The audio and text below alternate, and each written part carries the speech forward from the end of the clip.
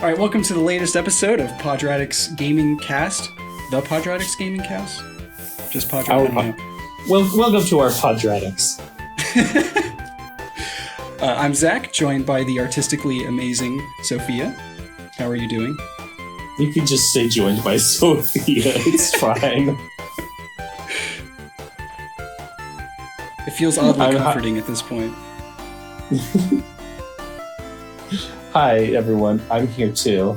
And I also play video games. That's right. I'm a gamer. You heard it here first. A true gamer. The realest gamer. You look me up in the dictionary, there's my picture. Holding a copy of Earthworm Jim 3D and Sticker Star. Yeah. The two best games ever. The best games ever. I love them so much. I hate them so much. I love them so much. Do we want to jump into a couple quick news articles? Yeah, let's talk about what is So happening? We missed last week's topic, so we'll just cover this real quick. The Steam Deck was announced. Yeah, did you catch a pre-order? No. Okay. No, I don't know. I've been going back and forth, but I think I'm just going to wait and get one of the next gen consoles, or I guess just new consoles at this point, if I ever can. Well, lucky for us, I did snag a reservation. So, did you? Which model did you get? I got the lowest end one, the $399. So when that comes out, I do intend to get one. So I'll be able to talk about that and share my thoughts about it. Initial opinions, I think this is really cool. I think this is a really neat thing that Valve is doing, and I wish more companies would take risks like this. Yeah, it's a pretty neat system. And I like how they've already been talking about how they don't think drift is going to be an issue on this thing. Yeah, it sounds like they've really put a lot of care and thought into it. I mean, we don't have it in our hands, so it's really hard to say, right, for sure what it's going to be like. But the concept is really amazing, and like Valve has taken chances on hardware that more or less has paid off. I think the only real kind of fumble was with the Steam controller. I was going to say the Steam machines. Those never came out, did they? They did. They were like beta machines. Yeah, they were like pre-launch type stuff to like test it out. So you could like beta test it. My girlfriend actually has one of them. Oh, really? Yeah. That's crazy. It still runs really well. It's not the most graphically intense machine because it is a good few years old, but it's still it's still a hardy little PC. I really didn't think those things released, because I remember Alienware was one of the partners that Steam was working with, or Valve was working with, and I remember they never launched theirs, and like the Steam machine thing kind of went under, and then they released it separately as the Alienware Alpha. Because I remember seeing it at Walmart like 2 times, and then it was gone. Yeah, they did not stick around for very long. But yeah, my girlfriend got, I think, one of the early units. Okay. So and it still has it. It's still a great little thing. That's what I've been playing Dishonored on. Alienware. Which company made it? Oh, it was the Alien. Is it the same one that they turned into the Alpha? I think so, yeah. It's kind of the box that has the corner cut off with the light. Yep. Okay. Wow, that's cool. Yeah. Cool little collector's item. Yeah. So, maybe what it advertised to do. I feel like the problem is, and this kind of actually ties into a lot of the discourse that I've heard around the deck, is people are like, oh, there's not enough room for like all the highest settings on AAA games, and like the point is like this is a portable gaming console that can play any game. Right. It doesn't have to look the best. Just the fact that you can have like control, like the actual game control, not streaming through the cloud, on the go. That's really cool. A lot of people are really excited. Just like all the buzz that I've seen on Twitter about this is like a lot of people really excited about having like all of their favorite indie games on these things, because those are typically a lot more lightweight. They are not as large, so they don't take up as much space, and just being able to have like all of their favorite games on the go. I think like this is a really, really cool thing, and I hope that it sort of sets a trend that we start seeing more companies do things like this. Oh, sorry. Continue. No, you go ahead. I was going to say, that was the first thought I had, was like, this is going to be a really great indie machine. And like one of the issues with the Switch now is that like indie games are starting to get, I mean, obviously there's still more pixel art games and lighter like 2D games, but like there are some pretty big 3D indie games that the Switch is just missing completely, because they just don't have the manpower to get that running properly on optimization and all that. So I feel like the Switch is really missing out on a lot of great indies. Yeah. Plus, like I think this is the Switch for people who are PC gamers. Right. I think it comes preloaded with SteamOS or some variant of it. Yes, it does. But they have said in multiple places that like you can replace that with Windows. Right. And it's basically just a pocket computer. So that means emulators. That means you could have played our Game Club game on it. Yeah. If it had released and I bought it, then yes.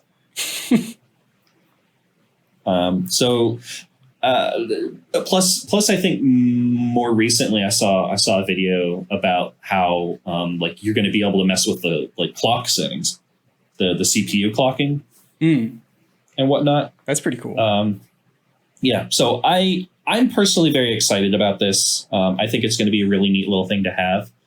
It'll kind of be a little bit of an upgrade for the Steam machine, because that's kind of become the living room computer. Gotcha. Does it have Windows on it, or is it just SteamOS? It has Windows. Okay. I think it came with SteamOS, but at the times it wasn't good enough to like play a lot of stuff. I'm not sure. I've heard it's a lot better now than it used to be. Yeah, that's what I've heard. But it's not something that I've experienced. Yeah. Recently. Yeah, I see a lot of people like online talking about how this thing isn't going to overtake the Switch and whatever. And it's like, I feel like there's still two different markets. Like my friend Doug, he's a big PC gamer, plays on the Switch as well, but mostly on PC. And like, he's really excited about having, I think he already got his pre-order in as well. He's one of those people who's like, he's going to travel with both of them now, have some more options. So I don't think it's really going to compete directly with the Switch. Like, I know it looks like it, but I don't think that's really what they're going for. I feel like this is more of a companion device for that hardcore PC group. Yeah, exactly. But I'm kind of talking out of my element here. I'm not much of a PC gamer, so. That's all good. And then I guess the other big piece of news is something that you should be very excited about. The rumors of the Dead Space remake were real. So that just got announced. And no microtransactions, apparently. They were quick to say. I have feelings about this. So I'm very excited because I think Dead Space is a very good game, and I love that it's being given kind of a new lease on life. However, there's kind of this shadow sort of like hanging on to all of this, that is the way that EA treated Visceral and just kind of tossed them into the trash, and has like given this project to an entirely different team. And that feels really bad. Yeah, I can see that.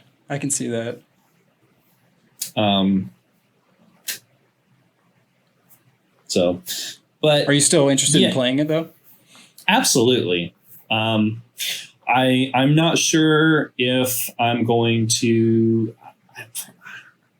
I probably will buy it. I'm not sure if I'm gonna like wait for it to go on sale or if I'm gonna like pirate it first so I can play it and then I'll pay like less for it, because like I don't really want to show that I support. I don't know. I have mixed feelings about it. I haven't really decided what I'm going to do. Gotcha. I am excited. I am really excited for it though, because I do really like Dead Space. Okay. Yeah, that's fair enough. I do feel like, I mean, EA is still a scummy company. There's no denying that. I do feel like they've taken some better steps now, and Activision has definitely passed them at this point. I feel like they passed them a while back. Well, the thing is, and this kind of opens the door on a pretty unpleasant topic. The thing is that like there's always in all companies there's always like a lot of stuff that you don't see. There's a lot of really bad stuff going on, and right.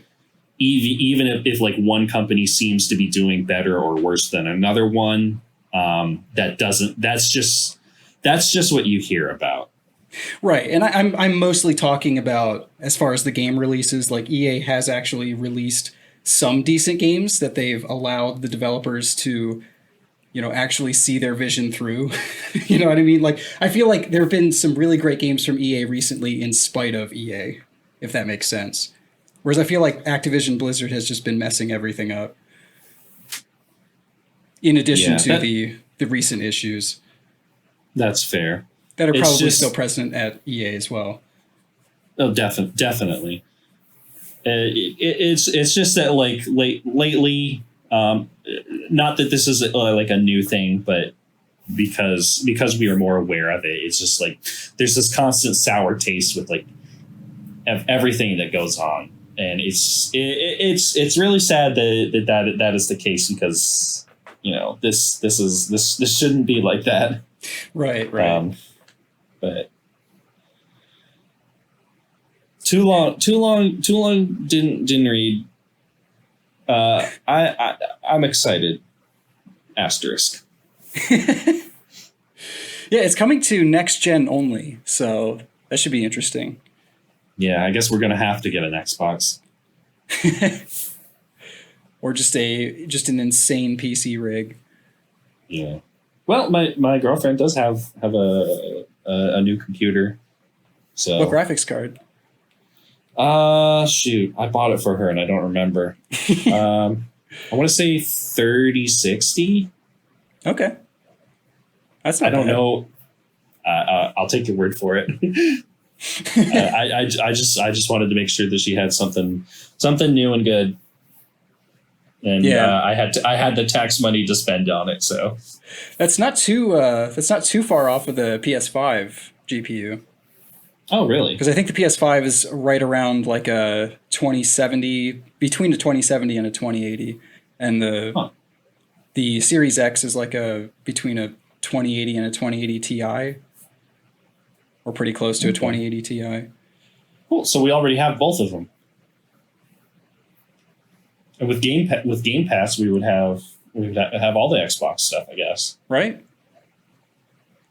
One of the benefits to PC gaming, I guess. Yeah. Do you want to move on to our... What was that? Huh? Sorry, there's just like a loud sound. Oh, sorry. Do you want to move on to our Podratix Game Club game? Yeah, let's talk about it. So we went with Sonic the Hedgehog, the Sega Genesis game, original, not the 2006 game. No, it's very important to make that clarification, because some people they have the exact same name, so yeah. I mean, a lot of people shorten it to Sonic 06 because it came out in 2000. But and that's a whole nother issue. But what? Didn't it come out in 05? No, it came out in 06. Because it came out. Really? Yeah, it came out on the 360, and it came out like right at the launch of the PS3 or just after the launch. Okay. So, and it still is not on PC. They better get on that port. I mean, I'm sure it's coming because Colors just got ported. That game looks amazing. The more footage I've been seeing of it, it's like, wow. Especially with the comparison videos. Yeah, I remember really liking that one, so I'm kind of excited about it. Yeah. Probably not going to pick it up on Switch because I think it still only runs at 30 on Switch as opposed to 60 on the other platforms, but which is unfortunate because the Sonic games just always feel better at 60. Yeah, well, I mean, a game like that, you want to be able to see as much information as you can. Right. Oh gosh, now I'm thinking about it. I would love to play a Sonic game at like 120. I feel like that would be really good. That'd be pretty crazy. I don't know if I can't remember if Generations is capped, but I've played it on PC, and I think it's beyond that because I think I can run it at like between 70 and 80 frames per second at max settings. Although it does still have some dips. It's a terrible PC port. And controller support is just a nightmare. I've never gotten it to work fully. There's just always like one or two buttons that just doesn't work. It's like, okay, I guess I'll just not drift in this game. But anyways, back to the actual game that we were supposed to be playing. Yeah, so we played Sonic 1. What was that? We played Sonic 1. Yes, we did. So this is a game that I grew up with. I was pretty terrible at it as a kid. So it took me forever to get past Marble Zone and then even longer to get past Spring Yard. And I think that's why I have such good memories of it, because I think those are the three best zones in the game. Because it wasn't quite a full ukulele moment for me, but I was definitely a bit disappointed in replaying it. It didn't hold up quite as well as I remembered. Yeah. So like I think I don't think I even really grew up with Sonic 1. I think the ones that I had were like my dentist had a Genesis in the waiting room when I was living in Arizona. Mm-hmm. I think he had a copy of Sonic 2. And my cousin had like the Sonic 3 pack for the PC port. So I played that a lot as a kid. That one, I think it must have been Sonic 3. Because I know it had Knuckles in it.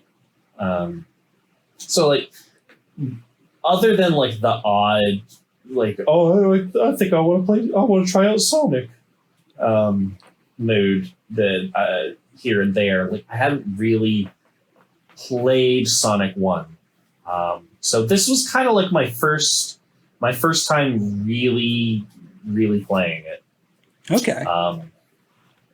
So it's really interesting, like going to the very first game after having played all the others, when like even as early as Sonic 2, like so many mechanics and things changed from the first game.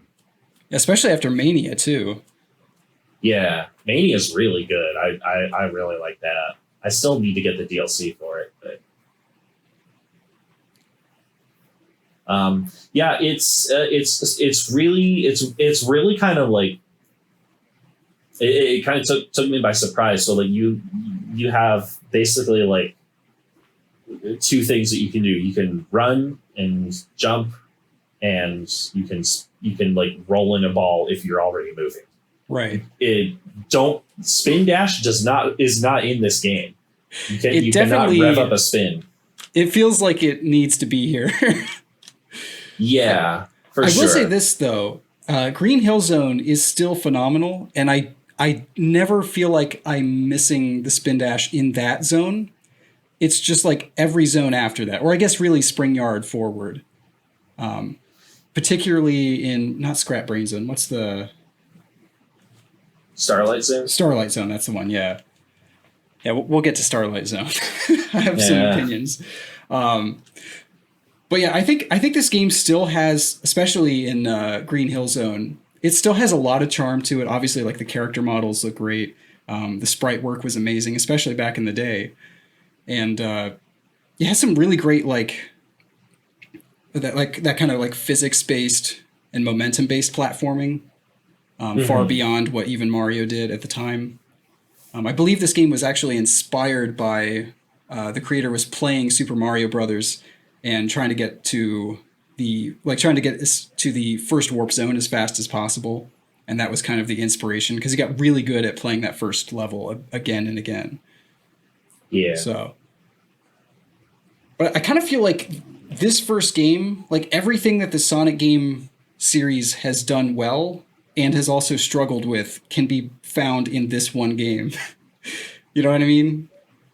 Yeah, it's got absolutely. Like all the great characters, all the great physics-based platforming, a fantastic soundtrack, of course. Mm-hmm. But then it also has, it's like the most inconsistent game I've ever played. And going back to it, it was jarring just how inconsistent it was from zone to zone. Like, I feel like there's only one really good zone, and that's Green Hill Zone. Spring Yard, I think, is kind of close. It's definitely second for me. But I did not like Spring Yard Zone. Oh, really? Really. I'm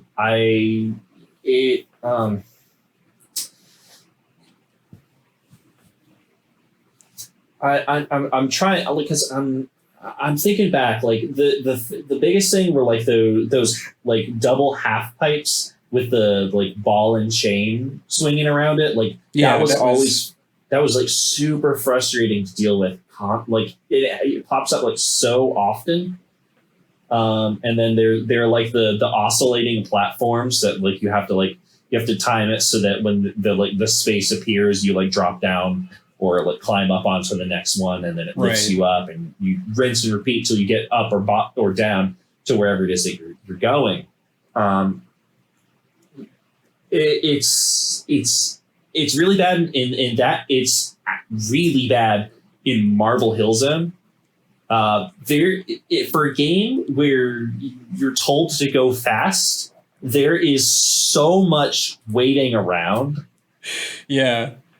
There's so much like, I have to wait for the spike chandelier to drop down so that I can jump on top of it and ride it up. It's funny because like I have to wait for this block to cross the lava so that I can keep playing.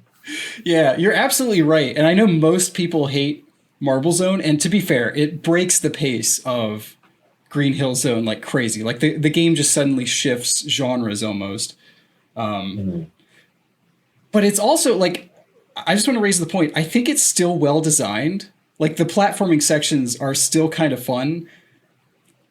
I just think it's horrible to put in a Sonic game. Like had it been in any other game, I think it would have been doable. And I don't think people would have hated it nearly as much, but it breaks that pacing from that speed.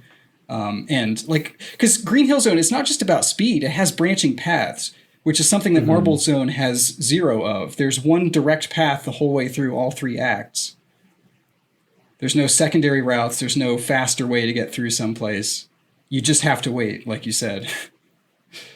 Yeah, it's just really frustrating. I will say, like, I really like the palette of each level, like each like I don't know if this is it's probably because like it's a limitation of the hardware. Like you can only have so many colors on screen, right? And like each stage probably swaps its own, swaps palettes. But like I love like each zone has a definite, like it has a tone, it has a feel, and that's really cool. Like artistically, this is a really good looking game. It's just that like in terms of level design, it's really frustrating. Because there are times where like you get to go fast, and that's a lot of fun, and you get to you get that gratifying like so you're like picking up tons of rings, almost like coins. Oh my gosh, just coin from Sonic. It's so easy to make that mistake though. But it's really exhilarating, and then you run into a fireball or a spike pops out of the ground, and you lose all of your rings, and it's like it's really frustrating that the game is like, are you having fun? Well, guess what? You're not having fun now. Plus, that Marble Zone introduces an enemy that you have to be very precise with where you jump, or you have to do a roll attack. But often you don't have the time to think about doing a roll attack unless you played the game a few times. Yeah. Because, like, for me, I didn't lose a single life until Labyrinth Zone. And that's just all muscle memory. Because this is probably easily over my 40th playthrough of this game. Like, I played this game all the time as a kid. But I just never made it past Labyrinth Zone. Yeah. Labyrinth Zone was, like, it had an interesting gimmick in that it wasn't a labyrinth until the last stage. Yeah. Actually, I did like that idea, where, like, it's the endless water slide until you figure it out. Yeah, that caught me off guard. Like, I was like, wow, dang, this is really like setting up the atmosphere of this. Oh no, I'm just stuck here. Labyrinth Zone is a mixed bag. I think generally I don't think it's quite as difficult as I remember it being, and I don't hate it anymore. I used to hate it as a kid. Because I could never get past the first act. But I will say, Act 1 has the worst beginner's trap ever. So this is like game design or level design 101, right? You introduce a new mechanic in a very safe setting to get people used to what it is. And then you start adding new challenges onto it. Yeah. In the first act, I think it's even the first one, there's like these conveyor platforms, and one takes you straight up into spikes, which you can barely see, and you're not looking for it. And not only are the spikes, like, the spikes are so low that not only do you get hit, but you instantly die because you get crushed by the platform and the spikes. So it's not just like, oh, I got hit and I fell off. No, it's like, you're just dead now. And that kills me every single time. I never remember it's there. Because I've never, it's like, it's the first one. Why on earth would it kill you instantly? Well, you have to be on the very edge and ducking. And I can I can only think of one other time that it does that. And every other time it's a clear path. Right. I feel like this game was rushed. That's kind of my takeaway.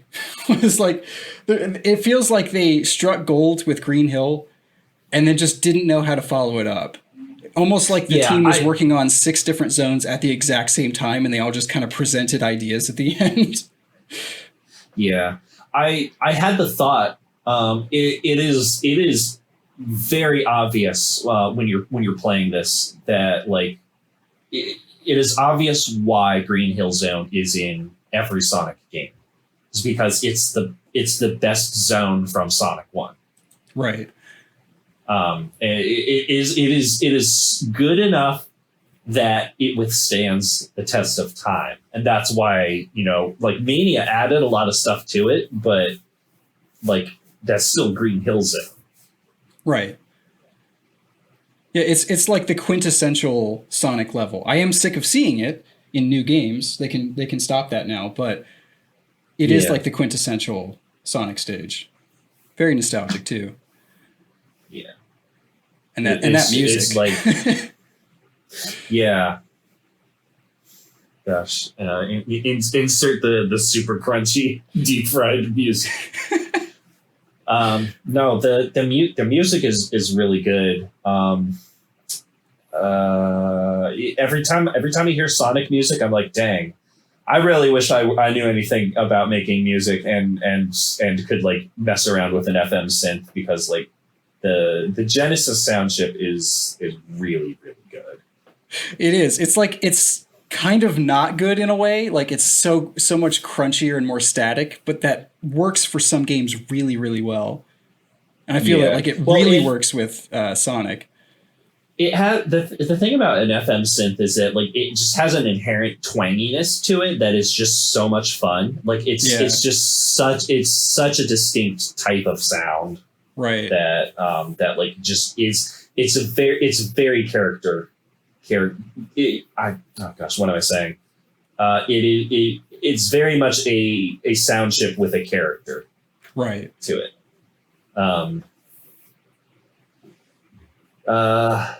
So Green Hill Zone is good. Marble Hill Zone is well designed. Should not have been in a Sonic game.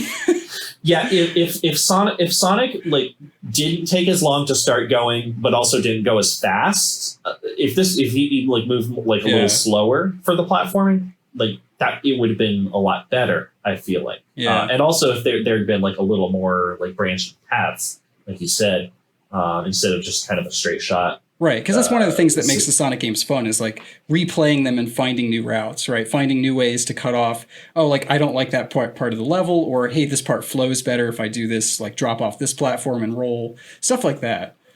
And that's just not present in Marble. And it always reminds me of Altered Beast, like that first level of Altered Beast. It looks like they took some of the assets like straight out of it, but maybe that's just my memory of it. I don't think I've ever played Altered Beast. Oh, okay. It's not fantastic. It's not like one of those must-play games, but it has a big like historical. I guess it has a lot of historical value because it was like the pack-in game for the Genesis. Well, maybe we can talk about it next time. We'll see. And then you said you didn't like Spring Yard. I still like Spring Yard, but that's also because I played it so many times. Yeah, like I like the palette. I think it's got kind of like pinkish browns. I think that's like a really interesting color that you don't really see a lot of. Yeah. Kind of like gives it sort of like a rusted, like kind of rolled rose gold, right? Sort of look to everything. That's a lot of fun. The thing is that like it is such. The way that things are designed, like Green Hill Zone, okay, I've got an idea what this is. It's the grass stage. Marble Hill Zone, okay, there's marbles everywhere. Okay, I got it. What is Spring Yard Zone? It's Proto Casino Night Zone.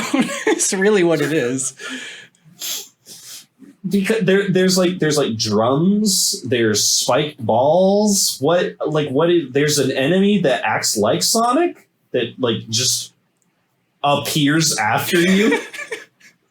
Those things are the weirdest things. And like you stop and one is like hurtling towards your location. Yeah, where do they come from? Yeah, it's like it does this a couple of times. Like it has you rolling downhill towards a bumper that'll like shoot you back up. So like if you hit it, you start rolling up and then you hit the thing because it's rolling past you, or you jump over it and you stop running and it lands on top of you. Yeah. You have a very short window that it opens up that you can actually kill it. But then it'll like turn around and keep going, or turn around and hit you if you jumped over it. So weird enemy. So that was kind of interesting. And underused too. Like it appears like 3 times in the entire game. It's like they knew that thing wasn't fun to deal with. So, well, I think like if they paired that with like sections where like you have to do more running, without really letting up. If they have it as an enemy that's chasing you, I feel like that could make for some really interesting gameplay moments. Right. But it's really just kind of like there are specific sections where that enemy is. It's always on that downhill. Yeah, it's always on the downhill, and then that's it. Yeah. So I kind of feel like that was a bit of a missed opportunity. Like it was an interesting enemy it felt kind of underutilized. Right. And then Labyrinth Zone. So we've kind of talked about this already. I think, by the way, this is like one of the coolest looking stages. When you're talking about palettes, like it's a beautiful looking stage. Like that kind of tan and that underwater like turquoise. Yeah. Oh, I adore the colors. The colors, like when you're above water, like that is like the perfect kind of yellow. Yeah. I really like it. It's like sandstone. It's like you're thinking like pyramids or like Mayan temples or something like that. It's just like a really, really cool, like ancient sort of environment. And you go underwater and there's these greenish blues to everything. And they're like tridents that come out of the wall. And it's just like really, really aesthetically pleasing. It's just like, I feel like I wish that the water was more aesthetic, because the water parts are probably the worst. Yeah. Waiting for those stupid bubbles when you're like, there's an air pocket there. You're just waiting. Like, come on, give me a bubble. Give me a bubble. And then the countdown starts. Oh my gosh. That is one of the most stressful things. It psychs you out too, because like it doesn't just do like little bubbles. It does like half big bubbles. Yeah. And you don't get any air from them. Those are the ones that grow into the full one, but sometimes they don't. So it's like, oh, here it comes. Nope. There it goes. Here it comes again. Nope. Yeah. So that was a lot of fun. But like that aside, like I really like the way that it looks, and the mix up with the endless water slide. Is a lot of fun. It's just like I still don't exactly know how I got out of that. So let me ask, did you get killed by that cheap shot at the beginning of Act 1 that I was talking about? Yeah, absolutely. Absolutely. How many times did you rewind that one? So I played this on an emulator because I don't have a Genesis. And I did not, I don't have an iPhone, so I can't do the apparently superior mobile port of the game. So I've heard it fixes a lot of stuff. It's done by Christian Whitehead. Oh, okay. Who helped out with Mania. That's interesting. I did not know that. Fun fact of the day: the mobile port, the iOS port of Sonic 1 is the best version of Sonic 1. That's weird. The worst version is definitely the laggy Game Boy Advance version. I don't know if you played that version. I still got to play the. That reminds me. You tell me about the Mega Drive version. I got to play that. Or the the Master Mega System. Drive or the Game Gear. It's Game Gear / Master System.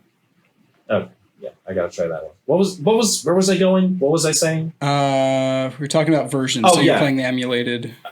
I'm playing on an emulator. It has a rewind and fast forward feature. So I cheated a lot in this game. I didn't use any cheat codes, but I did rewind.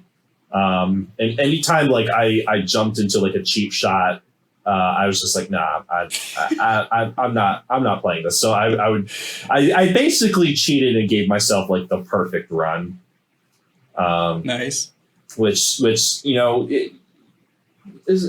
whatever you will about that not being like the vanilla experience, or like that kind of like cheapening the value of playing the game. Like I feel like I still got my I still had a good time playing this. Yeah, for sure. And I mean, if the game is going to be cheap, why not be cheap back?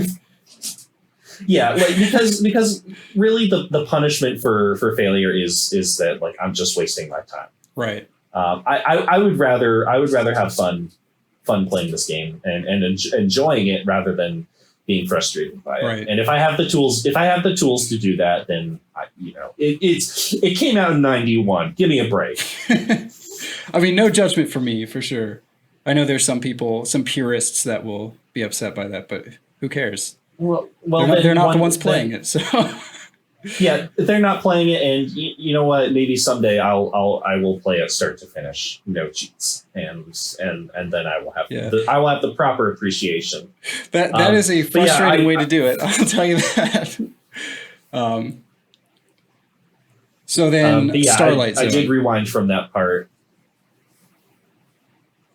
Starlight Zone to me is the most the whole game up until this point is inconsistent, right? Because you have Green Hill Zone, which is fast with multiple paths, Marble Zone, which is slow and singular path.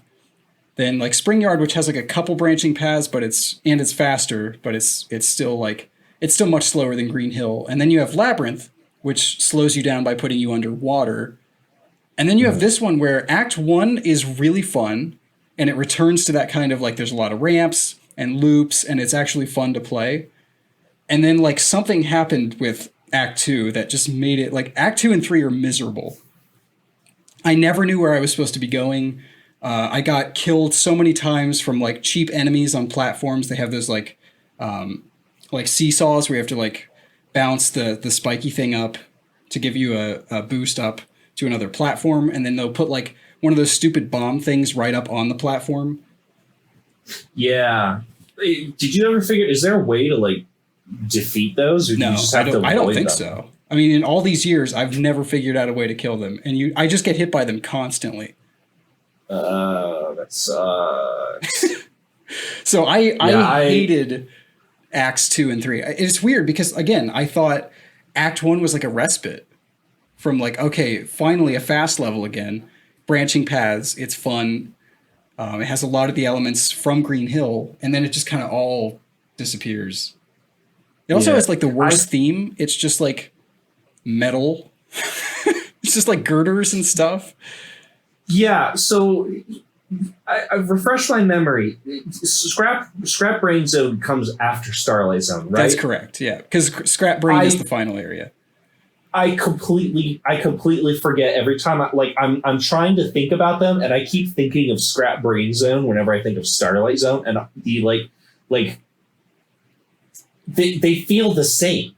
I can't, they feel this, like I'm trying to conjure images of them, and I just keep like it's all the same. Starlight is the one, it's like there's a city background, but you're never like going through the city, and everything is just gray. It's like that kind of light gray with bombs everywhere. Okay. I think I remember it. Although Scrap Brain Zone also has a city in the background, but it has fire. But that's Eggman's like evil city or something. I don't know. They never explain what these places are, and like I guess I just don't care. Like that's just always been a thing with Sonic. He's just like at random locations that don't make sense, but part of the charm. Yeah, this really feels like it's from an era where like the bulk of the story comes in the manual, right? In like a paragraph, and you just didn't question like, okay, he's here now. You know? Yeah. Like, Robotnik's the bad guy. Okay, he's trapped all the animals and robots. Okay. Yep. Makes sense. Yep. Works for me. Scrap Brain Zone. Did you have any other thoughts on Starlight? I mean, if you can't remember it, I think that says something about it. I only remember it because of how awful those last two stages are.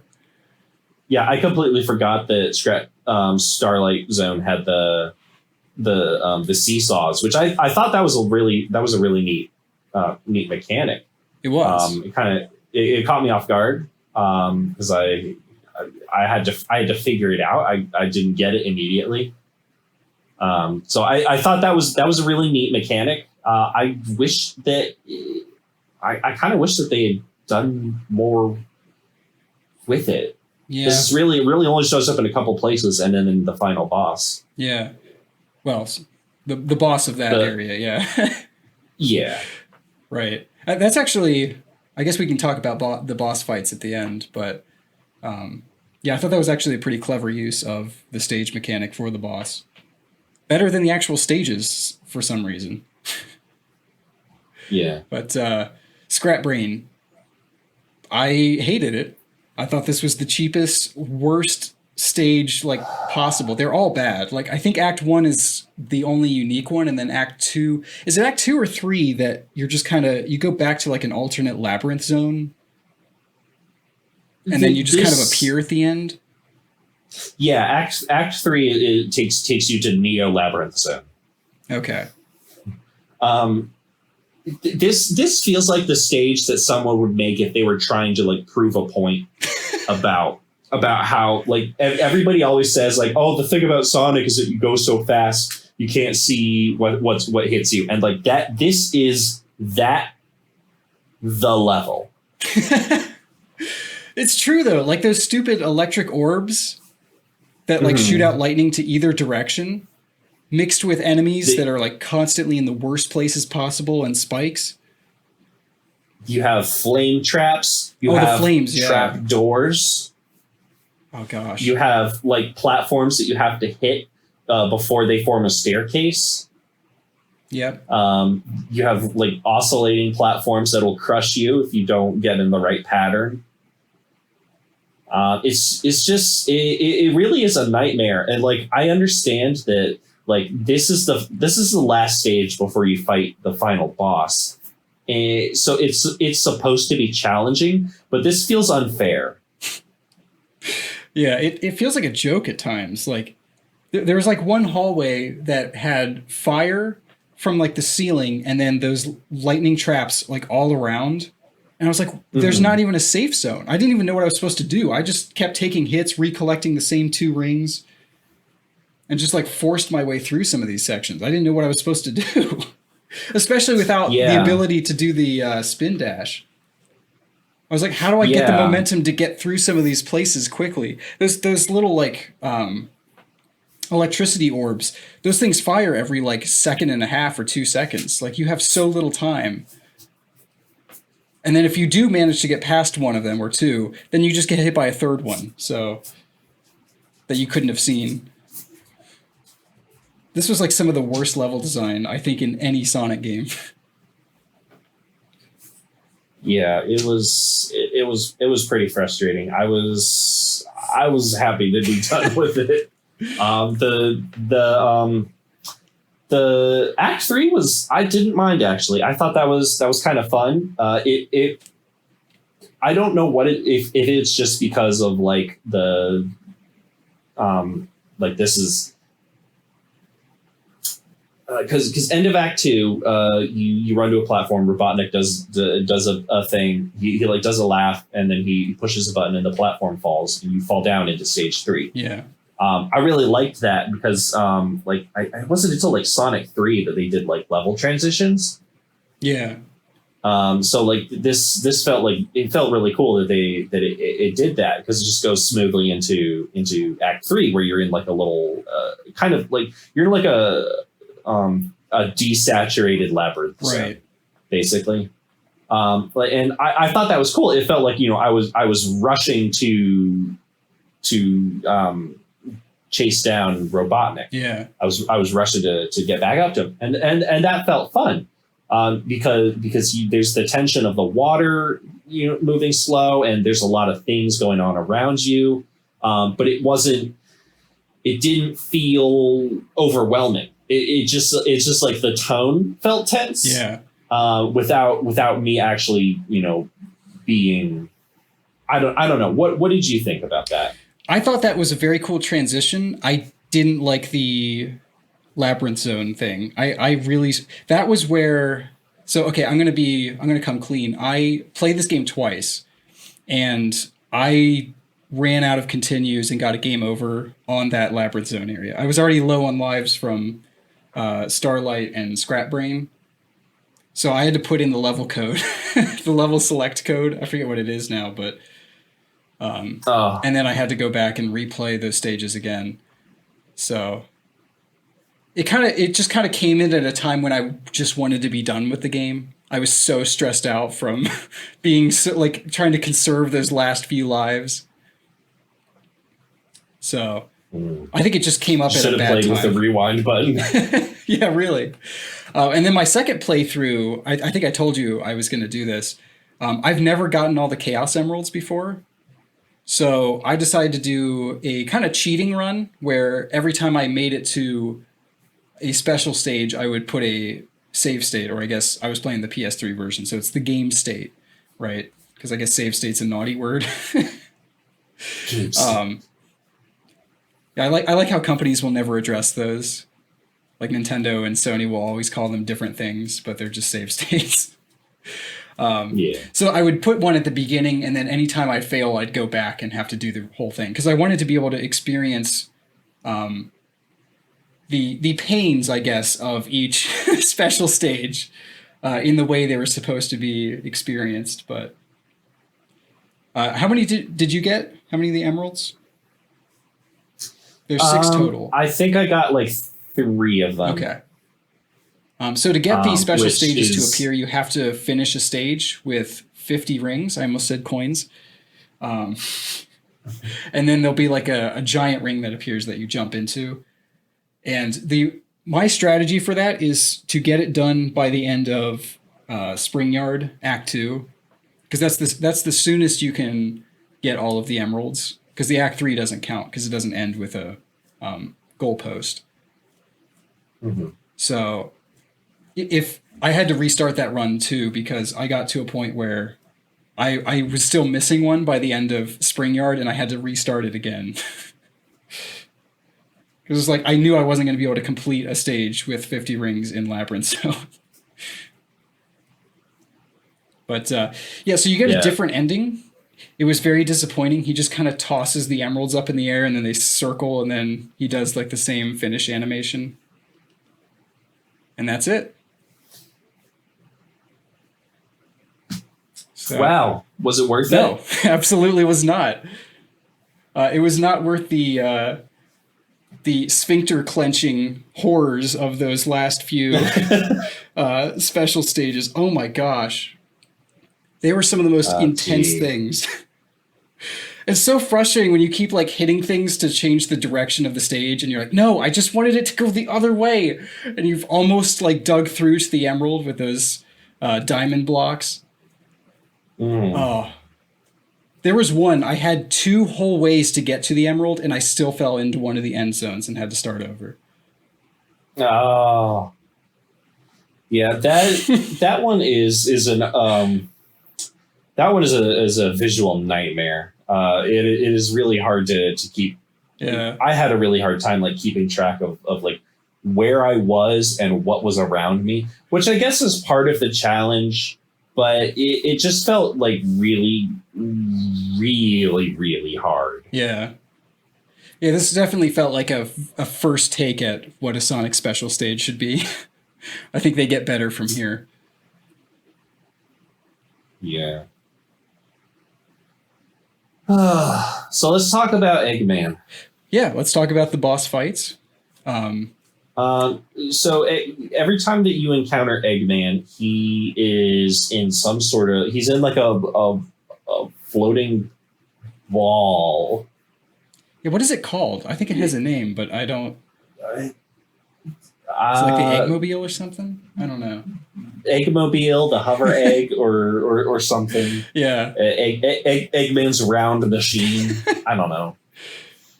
Yeah, it's basically like the same thing as like Bowser Jr.'s floating cart. Yeah, it's Eggman's clown copter. Yeah, exactly. So the general idea is you want to jump up and hit Robotnik, and every time you do, he takes damage, and you do that like I don't know, like 5 or 6 times, and that ends it. And each time that you encounter him, he's doing something different. In the first one, he's just kind of like going back and forth, and he's like swinging a wrecking ball. Yeah. So you have to like jump over that and hit him. In Marble Hill Zone, is that the one with the falling platforms? No, it has 2 platforms on the right and left with lava in the middle. And then he goes back and forth and drops a fireball that then catches that platform on fire. So you have to jump over to the other one. Which I think that one I struggled with that one as a kid. I still feel like that's a little too difficult to be the second boss. I feel like the trap is that like you kind of get baited into taking like multiple hits on him. Yeah. Where you need to take your shot and then use the time you have left to jump to the other side. Which I guess is consistent with the rest of Marble Zone, right? Being patient. Yeah. I think, Spring Yard is the one where... That's the dropping. Yeah, where he picks up... It's like the platform is made up of a bunch of blocks, and then he drops down with a spike, picks one up, and then crushes it. And then now there's like a hole in the stage. So. Mm-hmm. So you're kind of on a timer on that one, right? Because eventually he will just like destroy all the ground. The first time I ever beat that as a kid, I like it took me forever to get to the boss even, and then it took me forever to get past the boss. And the first time I was on my last life and I fell in one of the holes getting to the end of the stage. Mm-hmm. That's a very terrible memory for me. Oh, gee. It was so disappointing. Yeah, that one's not super memorable. The fourth one, the Labyrinth Zone boss. I forget. Do you even fight him? No. So I hated this boss. I lost like 3 or 4 lives on this one boss. So you have to chase Robotnik. And the whole time you're having to like chase him up this very narrow set of platforms, and the water is rising the whole time. So you're on a time limit and you're moving super slow underwater. But the obstacles like the tridents that poke out of the platforms, those are still just as fast underwater. So the tridents that you've been avoiding this whole time, you've got their timing down, but now you have to do it underwater and you can't make a single mistake, or you either die from losing all your rings and then getting hit by a trident or drowning. I don't know. Did you struggle with this one? I thought this was the hardest boss in the game. I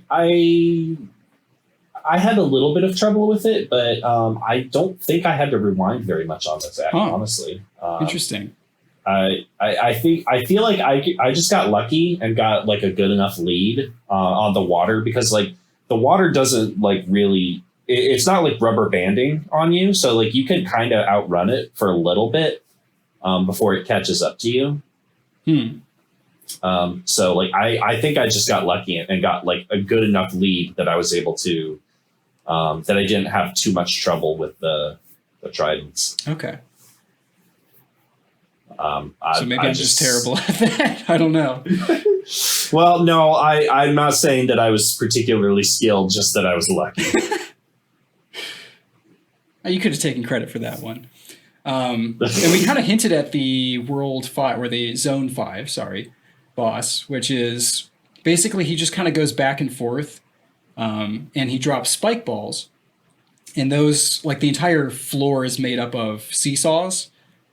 And so he'll drop one on like the high end, and then it'll either launch you up to be able to hit him, or you can launch the spike balls back up to him. So it's all kind of about timing. It's actually fairly similar to the final boss in Super Mario World, actually. Oh, yeah. Yeah, it is. I liked this one. I felt like it really made...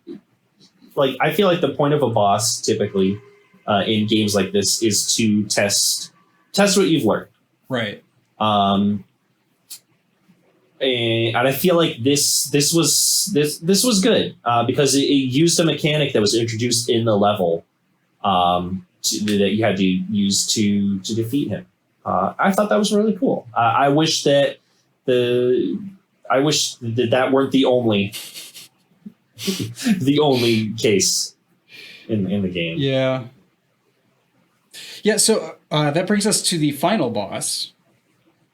What are your thoughts on this one? Because I actually thought, first off, it's a weird boss. So there's like 3 pistons, and he's in them for some reason, and 2 of them go off at. Is it all 3 or no? It's 2 of them, right? That go off. I think there are 4 pistons, right, and 2 will go off. Yeah, and then every time it goes back up, then there's like little electric balls that rain down from the roof. Yeah. But if you just stay to the right, if you stay to the right, you can basically like cheese that whole boss. It can take a while. I didn't know that. What'd you say? I didn't know about that. I'll have to go back and try that. Yeah, because you can easily avoid if you kind of stand on like the in-between spot of the like last 2 of them.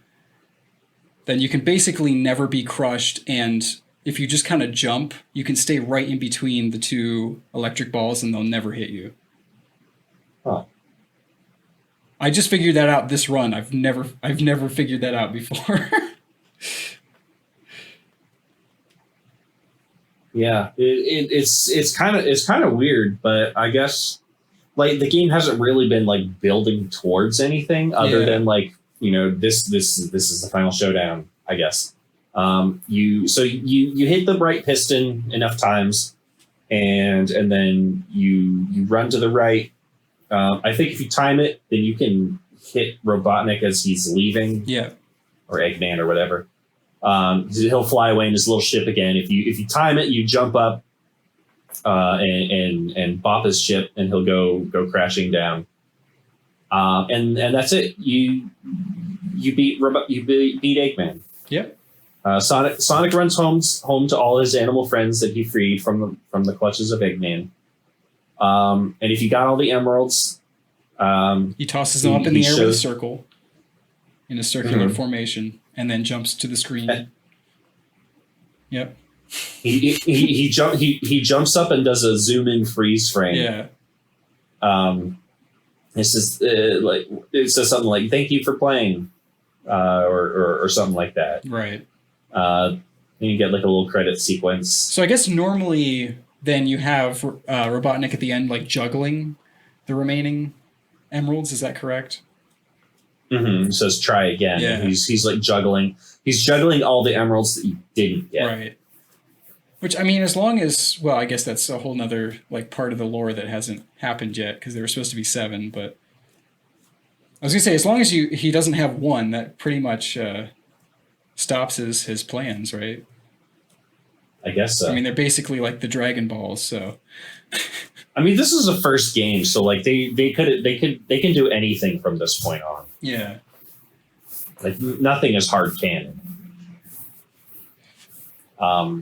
So closing thoughts. I did look up the ending on YouTube, and it is like such a nothing ending. Right? It's just such. It is just nothing. It is like there's no reason to get the emeralds in this game. It was an absolute gut punch to have that be my reward for all that work. Like, I almost lost my mind on those last 2 special stages. And then that's when I was like, okay, he just kind of tosses them up in the air and they circle for a bit, and then he does the same like jump toward the camera zoom in. Mm-hmm. Yeah, I'm so sorry that you went through that. Yeah, I mean, at least I'll never have to do it again. I have the memory of the ending, so now that I know it's disappointing, I'll never... As a kid, I always wondered, like, what happens? Like, it was always so mysterious. What happens if you get all the emeralds? I think 4 was the most I ever managed to get. So this has like been... It's like a childhood thing that I've finally been able to do. And that, after all these years, that was my reward. Now, like, the later games, like the 2 and 3, like, stuff does happen, right? Like, they're definitely never different gotten them endings. in any game. Never gotten them all. I know Supersonic comes around, right? In 3? I mean, 2 is when they introduced Super, right? So I'm not sure. Yeah, I'm pretty sure it was. 2 is just such a better game, like in every single possible way. Honestly, like I almost want to play 2 next, just to kind of follow up on this. Yeah, I wouldn't mind. But I don't know. I don't know if like maybe you think we ought to try something different, or do we want to go all in on Sonic? Turn this into the Podratix Sonic cast. So I have been thinking for our next game. Yeah, we could do that. I know you've been also wanting to replay Other M. Like I've been wanting to be able to replay that game for a while, and especially with Dread coming out, I already replayed Samus Returns. Yeah. Oh, that is another one that I got on. I legally obtained on my stock 3DS. So I'm excited to give that a try. Yeah, it's a very. I have actually played the original Metroid 2 on Game Boy. It's not very good. I'm going to give you a little spoiler alert. It's very bad. That's my favorite franchise it's not, ever, and I still I don't have much love for it at all.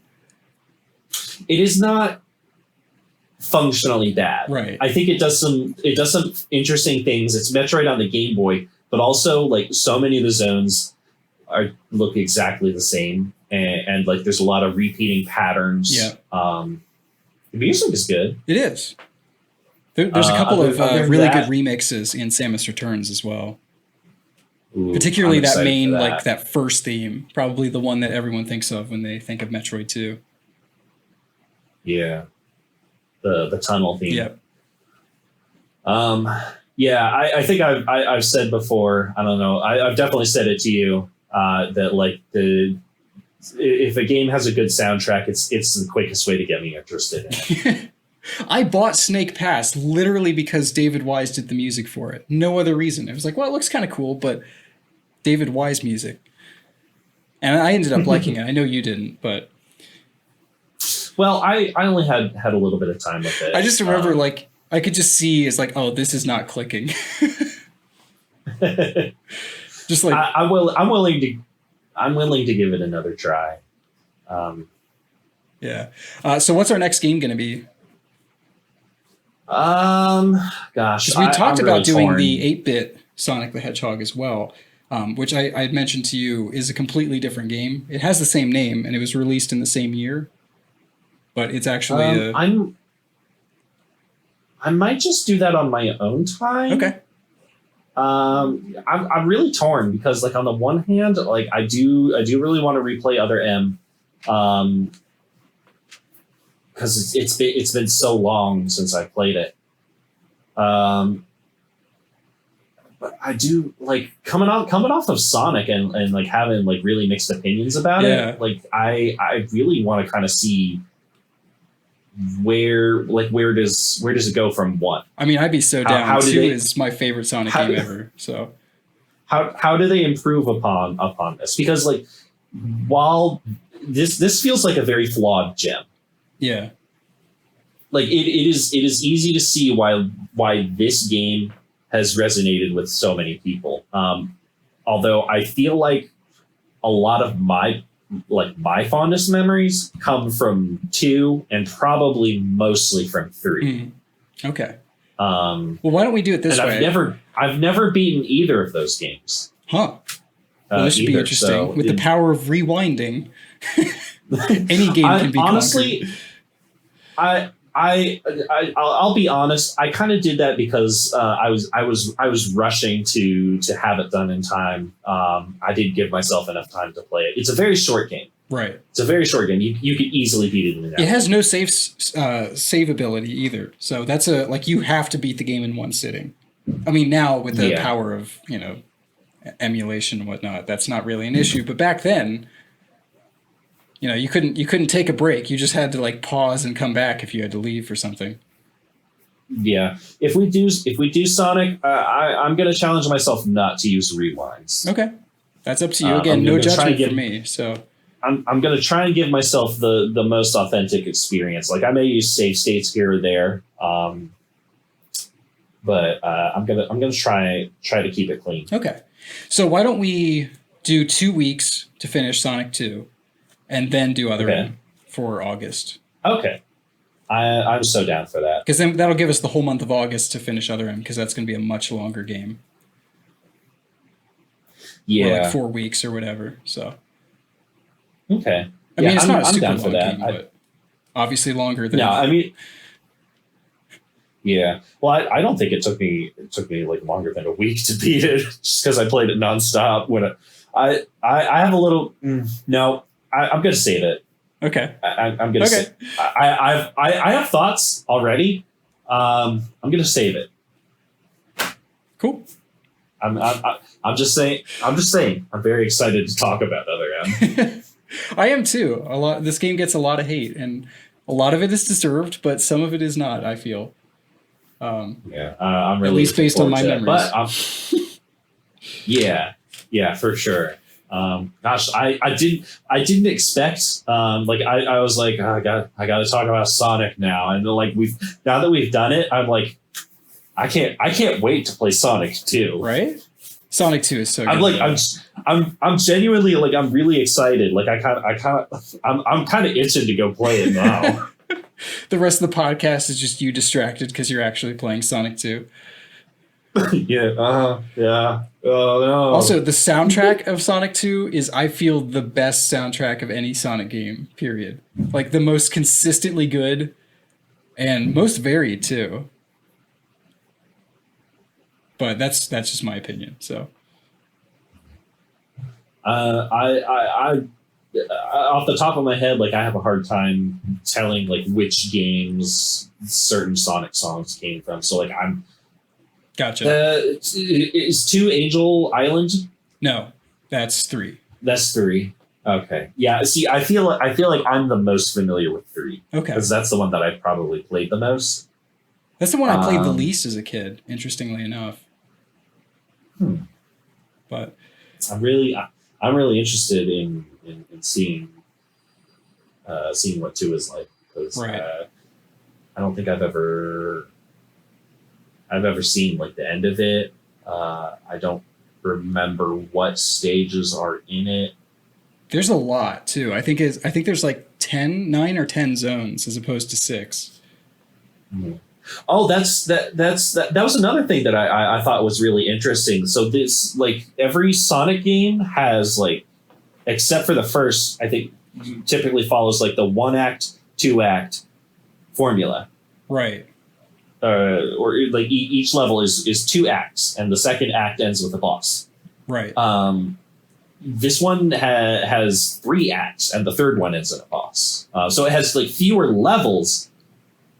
But I don't know if that it takes the ukulele route of reusing the same stages. Yeah, basically, I guess. Do you want to move on to our backlog games? Yeah. What have you been playing? So I was kind of hoping that Doug would have been on by now, because I'd chosen this game specifically because I know he is a big fan of the game and has been trying to get me to play the game for a very long time. That is Far Cry 3. So I've never played any of the Far Cry games prior to this, and I never thought they really looked like my kind of game. You know what I mean? But I really enjoyed this, and I put way more time into it than I thought I would. It's just like it's a really fun sandbox game. So the basic premise is that, like, I guess you're like this spoiled, like, rich kid with your brothers and like your girlfriend and some of their friends and whatever, and you're like parachuting or something onto an island on your like vacation or whatever, and they didn't realize that it was infested with pirates, and then they get like captured, and your older brother gets killed off early on, and you kind of go from, I mean, the main character is garbage, Jason Brody. You kind of go. Wow. That's a name that says everything. Yeah, right. And he's the worst part of the game, to be honest. The fact that he doesn't talk a whole lot like really helps, because like his character too, he goes from this like kid, basically this 20-year-old something 20-something kid that really doesn't like know what a gun is almost, to being able to like massacre entire camps of pirates with like doing all these crazy stunts. Like, he's kind of the ultimate Gary Sue character. And it's just really lazy. But at the same time, you kind of don't care because the game is so fun. So it's a first-person shooter, like an open-world first-person shooter. It does have some of the, we'll call them the Ubisoft elements. There are the towers that are basically the synchronization points from Assassin's Creed. It does have a bunch of, a bunch of content. You know what I mean? Like that kind of open world. Here's this mission over here. But at the same time, I enjoyed this a lot more than, I'm going to say, most of the Assassin's Creed games that I played. and a lot more than most of the Ubisoft open world games that I played. It's much more open. There's tons of vehicles. You can get attacked by wildlife. So there's all kinds of different animals roaming the island. Most of it is trying to kill you. Some of it's docile. So hunting is a really big part of this game. Hunting to get like you can get skins from killing them, and then you can make like basically larger packs so you can carry more ammo, or you can carry more weapons, carry more money, that kind of stuff. There's side quests all over that are actually pretty interesting. And the story it's not phenomenal, but for like a big budget AAA game like this, I think it works pretty well. And I think it's mostly sold on the fact that a lot of the characters are very strong in this game, and I wasn't really expecting that. So I think if this were in any other format, it would be completely unlikable, like a movie or TV show, just because Jason Brody is so horrible. But like the other supporting characters are really interesting. And there's a lot of really good mission variety. It basically lets you choose how you're going to approach situations for the most part. So it's got a lot of stealth mechanics, including the ability to like throw rocks to distract guards. And it's got some really cool takedowns. Like you can earn a special skill that allows you to knife a guy and then grab his knife and throw it at another guy. So you can do like a dual takedown. And you get XP for getting kills or doing missions and side quests. And then that stuff gets you skill points that you can spend in 3 different skill trees. So some of them help you with like hunting, crafting. There's like different syringes that you can create with different plant types. There's like different like melee and like health regen. I was genuinely surprised by how much I enjoyed the game, even if Jason Brody is kind of terrible. And like like early on even, you basically, if you're about to die, you can either create syringes, like medical syringes that give you a full heal, or you can like wrap the wound or something. And he's like grabbing bullets out of his arm with his teeth and spitting them out. And it's like, this is the guy who was like, had never held a gun before 5 minutes ago. What is he doing?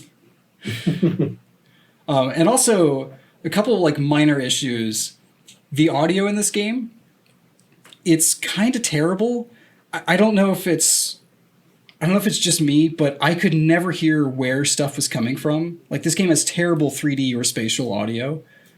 So like you'll hear a bear or a lion or like a tiger or something growling, and you're like, where is that coming from? It just sounds like generally all around me at all times. Or like some guard will yell, and you're like, it sounds like it's right next to you, but he's like a mile away on a bridge. You're like, how am I able to hear him that well from here? And then the other thing, and this is actually, it's not really so much of an issue. It's just like, it made for a lot of goofy moments, but the vehicles are terrible to control.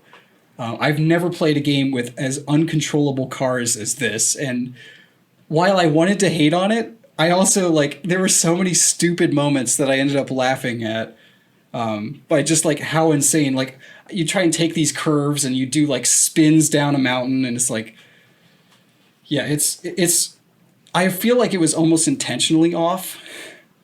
Like it's so bad. I can't imagine they were trying that hard to make it feel realistic.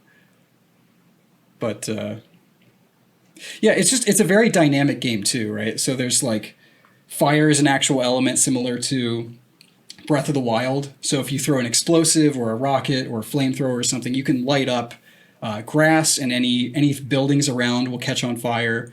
So you can use like the environment.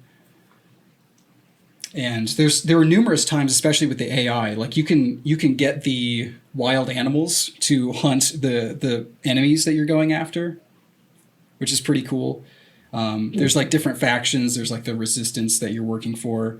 And it's really fun to mess with the AI. I think that's just, I don't know if that's just a me thing, but like there were a lot of just crazy moments, including like car chases where you can bump people like off the cliff and then watch the enemies like go spiraling and hit trees and stuff.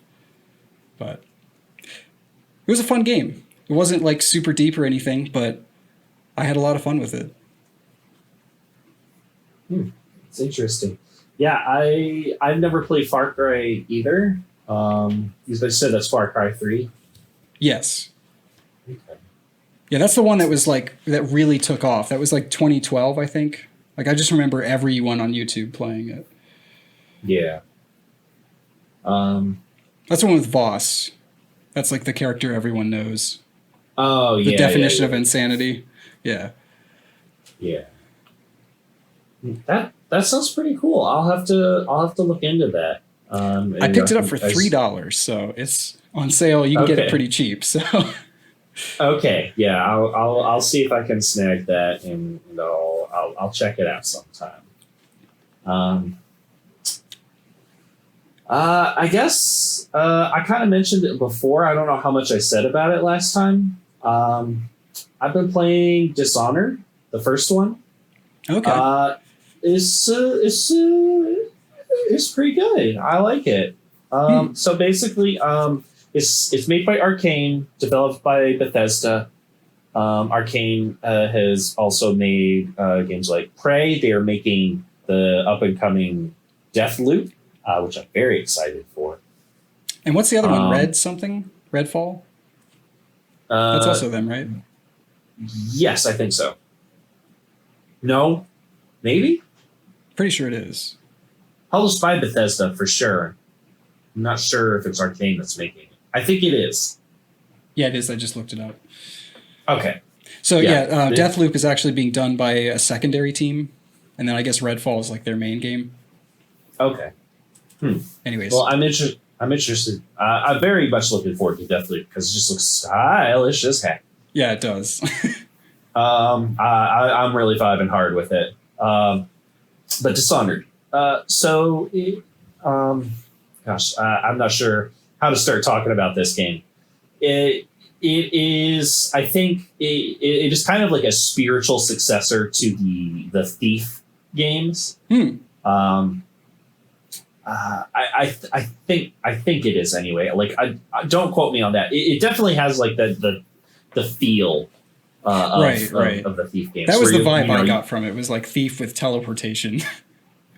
Yeah, so you were kind of thrust into this position where you were hired to be an assassin.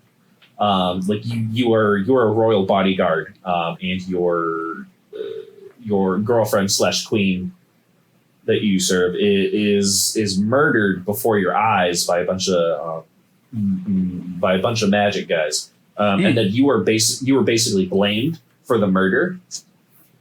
So you were hired by a group who was like opposing the people that did this, and so like you go on a bunch of different missions for them to take down people in positions of power so that you can get to like the big bad. Okay. And so like you sneak around, you have a couple of like these magic powers from this guy called the Outsider. He like comes to you in a dream and he gives you I think he gives you the power to do this move called Blink, which basically like you have like this like reticle that you can like move around a certain distance, and then you will basically kind of just jump to that spot. Okay. That's really handy. You get to unlock other powers, like you have dark vision, and when you upgrade that, it lets you see enemies behind walls as well as their cone of vision. Lets you see like electrical devices and wires, so that you can kind of like trace them back to the source and mess with like you can pull like everything is like powered by this stuff called whale oil. So like there are these big tanks. They're basically like batteries. You pull these whale oil tanks out of their sockets, and like the machinery it's powering will go down. So like there are these electric gates called walls of light that will like fry anything that goes through them. I feel like I'm kind of jumping all over the place, so I'm going to try and like. I felt that way with Far Cry 3 as well. It's like, how do you talk about some of these huge games where you start? Yeah, it's really neat because it's a very kind of like open-ended sort of game. Like you have a lot of it even like stresses like this is a game where you can play your way. So like you can choose like if you want to be like really quiet and try never to be seen by anyone, or you can go like full chaos mode. You know, guns ablaze. You have a crossbow and a pistol. So like you can only take like a few hits before you're down, but you have like a lot of you can hold on to like 10 potions. So like you can heal yourself pretty well if you can get away, but like you're not really built for upfront confrontations. Like you can get better at it, but you're never really like meant to do it that way. But you can with combining your powers, you can like cause a lot of chaos. You can do things like throw grenades or fire crossbows to like alert guards to like go investigate certain things. You can pickpocket them. You do stealth takedowns. So like depending on like how lethal or non-lethal you are, kind of determines what the outcome of the story is, or like cool. how dark it is. It's cool, but it's also sort of like the way that it goes about doing it is kind of because it's like the thing that I keep saying is that like this game is like it keeps telling you are an assassin and you need to go assassinate these targets, and then when you do, it's like no, bad assassin. Killing is wrong. Okay, I can see that.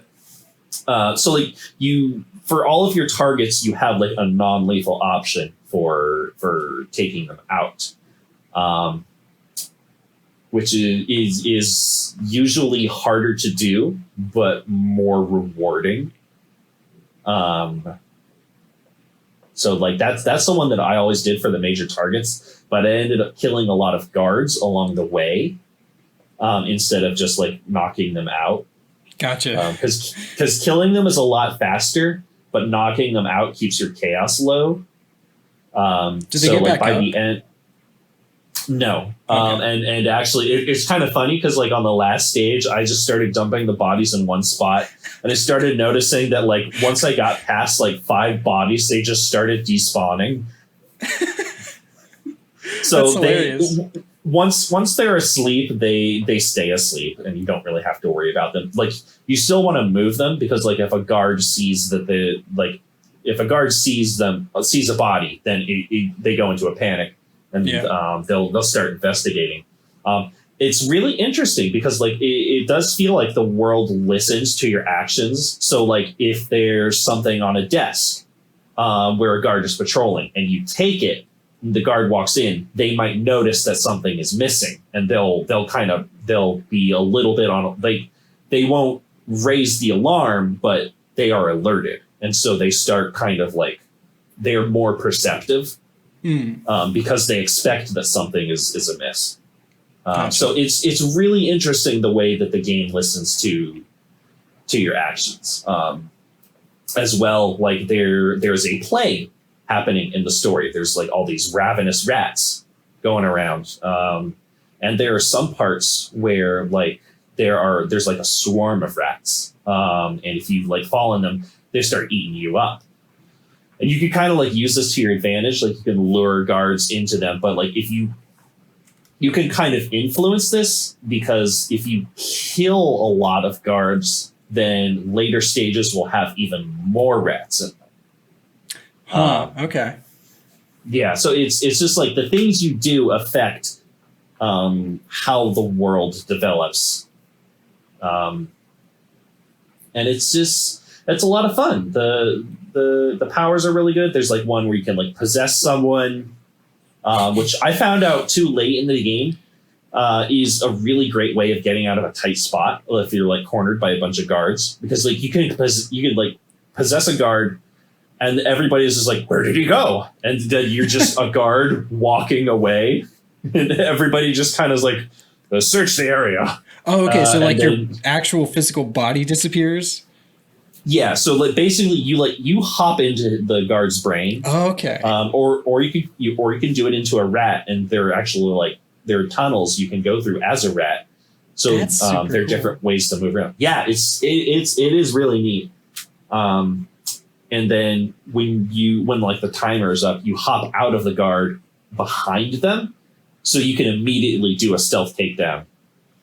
That sounds really cool. Yeah, it uses a lot of mana. So like you don't want to use it all the time, but like in a tight spot, it can really help you out. That sounds pretty neat. Yeah, I really recommend it. I will say I've started playing the second game.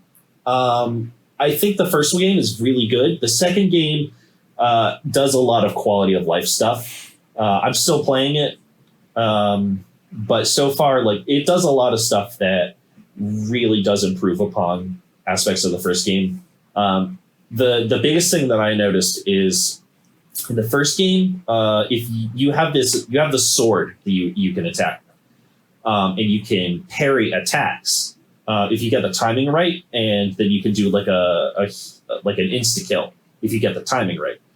But there's no way, if only one guard has alerted you, there's no way for you to non-lethally take them down unless you have a sleep dart, and those are expensive and rare. Oh, okay. So the second game added this ability where like if you do a good parry, then you can basically like open palm slam them and then pull them into a chokehold and knock them out. Oh, so you don't have to kill a guard. You could also do non-lethal drop attacks where you like drop down onto a guard. Yeah. So they made it a lot easier to not kill guards, which I really like. That's cool. Yeah, it seemed like when you were describing that, I was like, it sounds like a lot of stuff they could improve with the sequel, and then I kind of forgot they made the second one. So yeah, it's really good. Also, in the second game, you have the option. You can either play as the main character from the first game, Corvo. Mm-hmm. So you have all the same powers that he has in the first game. Or you can play as his daughter, who has similar but different powers. Can you switch out, or is it like a decision at the beginning? It's a decision at the beginning. Okay. So like whoever you don't pick gets turned into stone. Oh wow, that's horrible. Yeah, it's a really interesting setting. It's like steampunk sorcery kind of stuff going on. Okay. I remember like the artwork of guys on like giant stilt leg things. Is that in the game? The top. Yeah, in the first game there are these it's an enemy guard type called Tall Boys. Is it really? Yes. That's an amazing name for.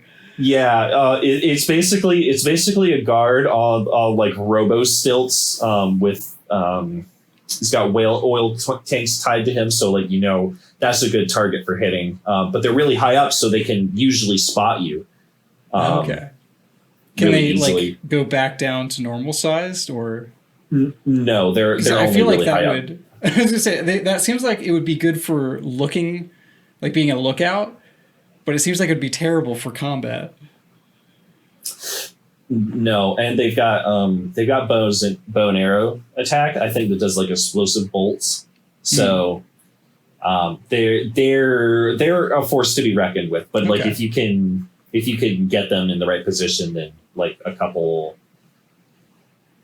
pistol shots will usually explode the tanks. So they're basically like walking guard towers. Basically, yeah. Okay. Tall boys. So yeah, it's a lot of fun, and like each mission it takes you to like a different place. Like there's one where you go to a masquerade, and you're like walking around among a bunch of people, and you have to like try and figure out from like what all the guests are saying, like who your target is. Oh, huh. Yeah, That's pretty cool. I absolutely recommend playing it if you get the chance. And when you're done with that, definitely play the second one. Okay. Yeah, it sounds like the first one was like a lot of really great ideas that maybe weren't fully fleshed out. That's what it kind of sounds like to me. Yeah. Yeah, definitely. That's cool. I can't recommend it enough, and it is like I already was excited for Deathloop, and this is basically like this just has me this has me even more excited for Deathloop, because Deathloop just looks like more Dishonored, and I'm just so ready for it. Roguelike Dishonored. Yeah. Basically. Yeah, it's a really neat idea. How crazy is it that we've gotten or are getting 2 AAA roguelikes in the same year, with Returnal and now Deathloop? Like, has there ever been a AAA budget roguelike before? What was the first one? Returnal? Returnal? I don't know that one. Oh, you don't know about that game? I don't think so. Okay, it's for a while there until Ratchet and Clank, it was like the biggest PlayStation 5 exclusive. Huh. It's by Housemarque, the Super Stardust team. I legit have not heard of this. Okay. It's a pretty crazy game. I would recommend looking into it. I think it's only on PS5 though. So. Yeah, I'll look into it. But yeah, that's what's been on my backlog. I might even own Dishonored. I'm just thinking about it now. Like, I don't know how I would check. I'd have to go through like every storefront to see. That seems like one of those games I may have picked up like super cheap on some platform. Yeah, you might be able to get like Steam has bundles where like you can get a bunch of stuff all at once. Like if it's on sale, I would try and get a bundle. Okay. All right. Well, I guess that was our show for this week. We ended up talking more about Sonic than I could have predicted, I guess. Yeah, I had a lot of fun. I'm really excited to play Sonic too. Yeah, I'm excited about our next 2 games. But I feel like Sonic 2 is like the first one that we've done that's like a guaranteed good game, at least like pretty good. Yeah. Well, don't count your chickens before they hatch, because we haven't played it. Yeah. I mean, I played it more recently, so I'm pretty confident it still holds up. But we'll see. I thought I didn't think I had less fun with this Sonic game than I thought I would. So yeah, like it was fun. Yeah, that last third though, like pretty much Starlight Act 2 on was just miserable for me. Yeah, I don't regret playing it. Right. For all of its faults and flaws, I'm glad that I played it. I'm not glad that I did 2 runs of it with the Chaos Emeralds. Should have just looked up the ending on YouTube. I wanted to do it the classic way, dang it. That's what I get for it. That's valid. I mean, that's kind of what you got for games of that era. Yeah, I still feel like they could have done more though. Anyways, we should end the show here. Yeah. All right. Well, thanks everyone for listening. Tune in next time when we talk about video games. Something, yeah. I don't think we know what our topics are for next week. See you, everybody. Join us next week as we talk about the latest trends in Trick cereal. Yep, that's exactly what we'll talk about. All right, take care.